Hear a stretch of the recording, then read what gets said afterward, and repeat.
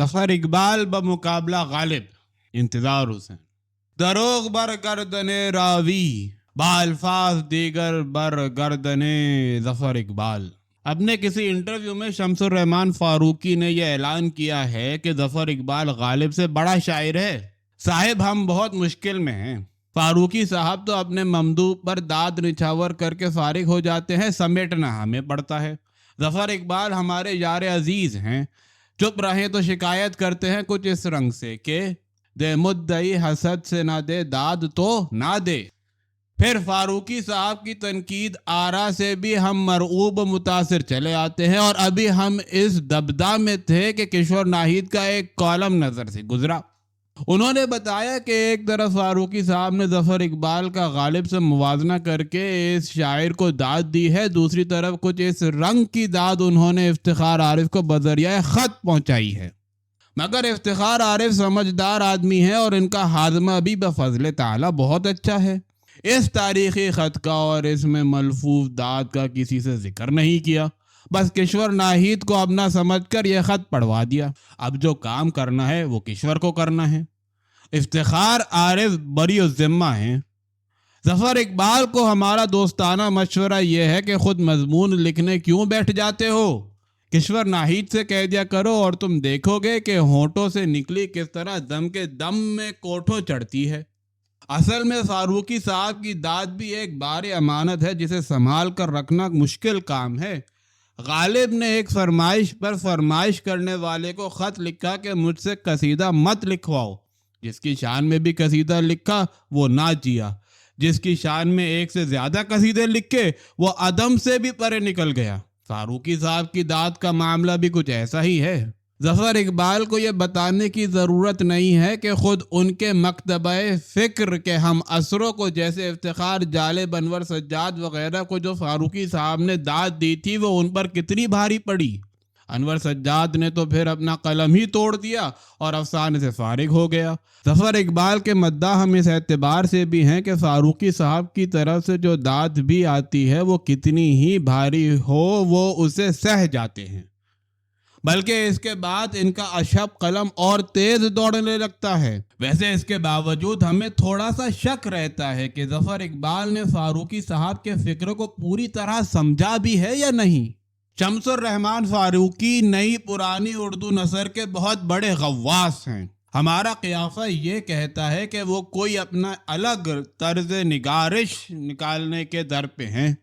جب وہ کسی لکھنے والے کو داد دیتے ہیں تو ایسا فکرہ تراشنے کی کوشش کرتے ہیں کہ دریا کوزے میں بند ہو جائے. بس ایک فکرہ ہو اور ایسا ہو کہ ایک طرف وہ خاقانی کے قصیدے سے ٹکرائے اور دوسری طرف ہجوم علی کی غمازی کرتا نظر آئے. یہ جو ظفر اقبال کے بارے میں ان کا تازہ بیان ہے اور جو ظفر اقبال ہی کے واسطے سے ہم تک پہنچا ہے، یہ صفت اس میں جلوہ گر نظر آ رہی ہے. ایک شک ہمیں اور ہے، مگر پہلے یہ سن لیجئے کہ ہمارے اردو تنقید میں کچھ ایسے فکرے سرزد ہوئے ہیں جو قلم سے اس طرح نکلے جیسے کمان سے تیر نکلتا ہے، اور تیر کھانے والے کے دل میں اور دل سے بڑھ کر حافظے میں جا کر ترازو ہو گئے. ان میں سب سے بڑھ کر وہ فکرہ ہے جو ڈاکٹر عبد الرحمن بجنوری کے قلم سے سرزد ہوا کہ ہندوستان کی الہامی کتابیں دو ہیں، ایک وید مقدس اور دوسری دیوان غالب. فاروقی صاحب کے تیور بتا رہے ہیں کہ وہ بھی کوئی ایسا ہی تیر بہدف فکرہ لکھنے کی مار پر ہیں، مگر جس کی شان میں ایسا فکرہ کہا جائے اس میں اسے سہارنے کی سکت ہونی چاہیے. بجنوری کو غالب ایسا شاعر مل گیا تھا جو اس فکرے کی مار سا گیا. فاروقی صاحب اپنے فکرے کے لیے دوسرا غالب کہاں سے لائیں؟ ان کے زمانے میں تو لے دے کے ظفر اقبال ہی ہیں. یہی ہمارے زمانے کے غالب ہیں اور یہی ہمارے زمانے کے اقبال ہیں. تو فاروقی صاحب کو ساری تباہ آزمائی اسی شاعر پر کرنی ہے.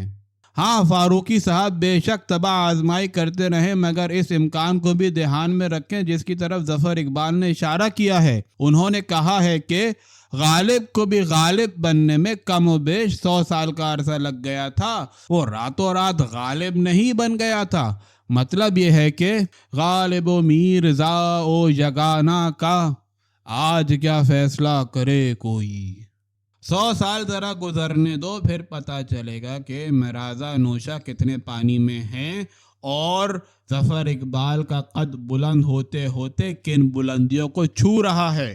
ویسے شاید ظفر اقبال کو 100 سال انتظار کرنا نہ پڑے۔ منو جی کی مچھلی کی مثال سامنے رکھیں۔ منو جی نے جس مچھلی کو گھڑے میں لا کر رکھا تھا اس وقت وہ چنگلیاں برابر تھی، مگر رات میں مچھلی بڑی ہو گئی اور گھڑا چھوٹا پڑ گیا، پھر جلدی ہی اتنی بڑی ہو گئی کہ گنگا میں اسے ڈالا گیا تو وہ گنگا میں بھی مشکل ہی سے سما پائی۔ تو اس وقت تو یار لوگ یہی سمجھ رہے ہیں کہ ظفر اقبال شمس الرحمن فاروقی کے گھڑے کی مچھلی ہیں، مگر جلدی ہی یاروں کو پتہ چل جائے گا کہ مچھلی نے قد کتنا بڑھا لیا ہے، کہ فاروقی صاحب گز لے کر ناپ رہے ہیں اور حیران ہو رہے ہیں کہ یہ شاعر تو 52 گزا ہو گیا اور غالب کا قد بس اتنا ہی ہے جتنا پہلے تھا۔ تو فاروقی صاحب کے محاکمے کو بھی آخری اور قطعی مت سمجھیے، اس ظالم فکرے کو بھی منو جی کی مچھلی کی طرح ابھی بڑھنا اور پھیلنا ہے۔